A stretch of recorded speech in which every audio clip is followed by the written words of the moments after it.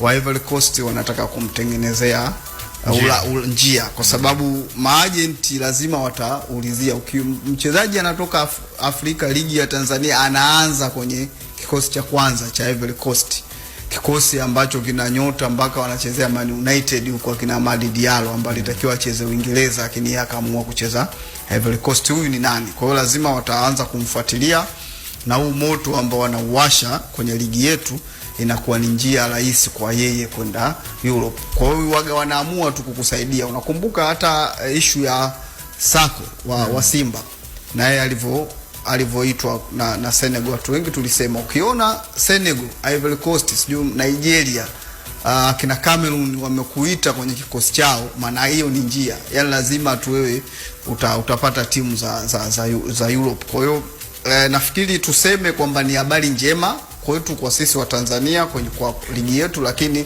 sio habari nzuri sana kwa washabiki wa Young Africa, kwa sababu ni mazingira ambayo inawezekana kwa kiasi kikubwa sana pengine msimu ujao wakubwa wakaja pale kuweka fedha na kumnyanyua. Lakini Yanga wanakuwa nao wachezaji na wanaondoka baadaye wanatafuta wengine. Kwa hiyo nafikiri wako vizuri kwenye sasa watafuta.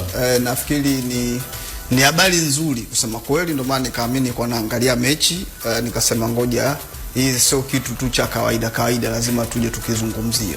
Asante. Bwana, vipi swala la bwana Romain Folz nafikiri umekuwa ukilizungumza kwa wiki kadhaa hapa.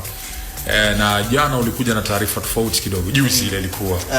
Vipi taarifa ile? Bado ipo ama kuna namna gani? Chuma kitaki kungoka. Chuma kimesema kitaka nitoke, wekeni mzigo wangu wote hapa niondoke. Lakini si ndio inavyotakiwa ukiwa mtu anamvunjia mkataba? Ndio inavyotakiwa. Sasa mwishoni ndio ile mambo FIFA sikupeleka